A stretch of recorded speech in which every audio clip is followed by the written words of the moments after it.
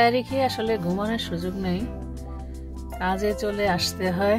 এজন্য মানে রোজা অত কাইল হয় না যে কাজ করি, রোজা রাখতেছি, অনেক টায়ার্ড হচ্ছে আসলে ঘুমের জন্য।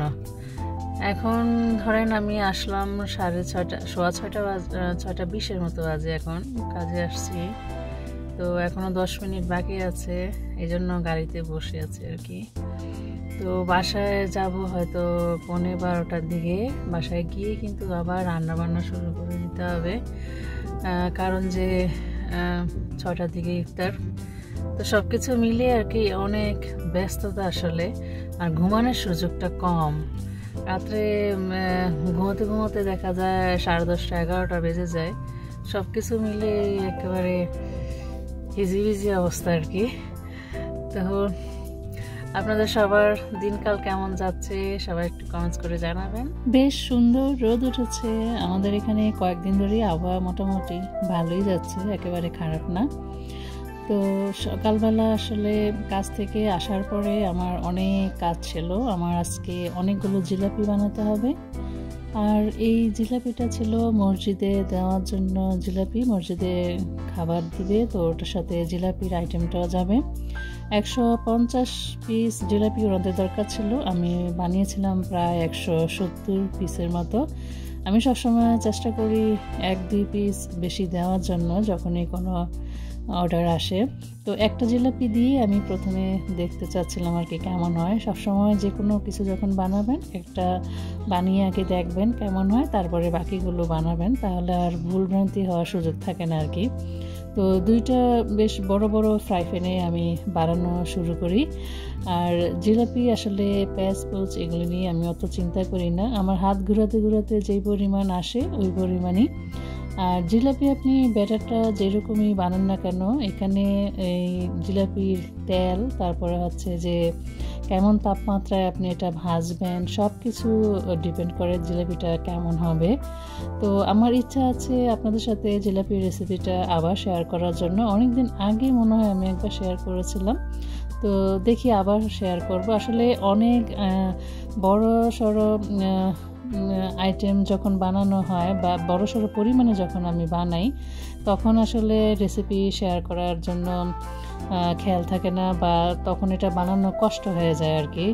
আর ছোট অ্যামাউন্ট হলে ধরেন রেসিপিটা শেয়ার করলে সুবিধা হয়, কারণ কারো বাসায় যে বানাবে সে তো ছোটো ছোটো অ্যামাউন্টে বানাবে, সে নিশ্চয়ই বড় না। আর এই যে দেখেন জিলাপি চাপ দিয়ে বের করার যে জিনিসটা, ওইটাও কিন্তু অনেক ইম্পর্টেন্ট। আমি এখানে একটু বেশি প্রেশার দিয়েছিলাম, সেজন্য একটা জিলাপি কিন্তু আমার বেকাতারা হয়ে গেছে। তো হাতেরও একটা ব্যালেন্স রাখতে হয় আর কি। তো জিলাপি বানাতে বানাতে আসলে অনেক টায়ার্ড হয়ে গিয়েছিলাম। আমার আবার ইফতারও বানাতে হবে, তারপরে আমার সেহরি রান্না, সব কিছু মিলিয়ে আমার ওই দিনটা ছিল অনেক ব্যস্ততম দিন। অনেক কষ্ট হয়েছিল আসলে রোজা রেখে সব কিছু ম্যানেজ করা আর কি।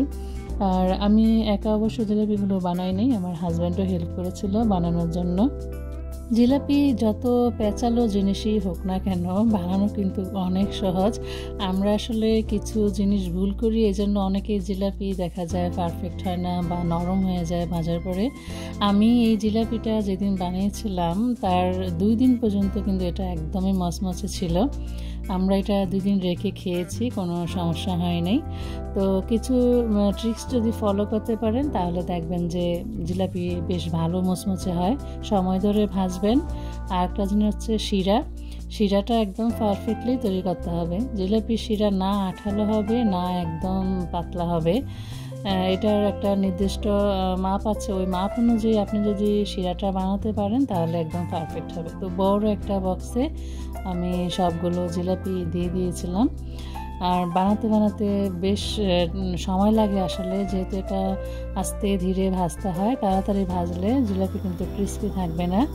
এটা যে মুচমুচে ভাব আছে সেটা নষ্ট হয়ে যাবে যদি আপনি তাড়াতাড়ি ভেজে তাড়াতাড়ি সেটাতে দেন। একটু সময় নিয়ে করলে আসলে সব কিছুই সুন্দর হয়। তো এখানে আমি আমাদের জন্য ইফতার রেডি করছিলাম। তারপরে সাহারিতে আমি সবসময় ডিম খাই, তারপরে একটু নুডলসও রান্না করেছিলাম। নুডলসের জন্য আবার আমি একটু চিকেন মেরিনেট করে রেখেছিলাম। এটা অনেকটা চিকেন টিক্কার মতো করে উপরে আবার কেটে কেটে দিয়েছিলাম।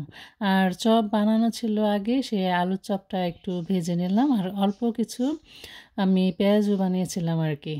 তো আমি আসলে রেগুলার এই ভাজা জিনিসটা খাই না, আমার হাজব্যান্ড খায়, তো এই জন্য তার জন্য বানাতে হয়।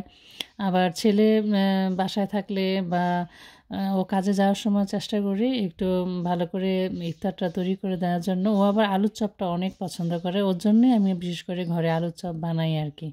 তো সবাই ভালো থাকবেন, আল্লাহ হাফিজ।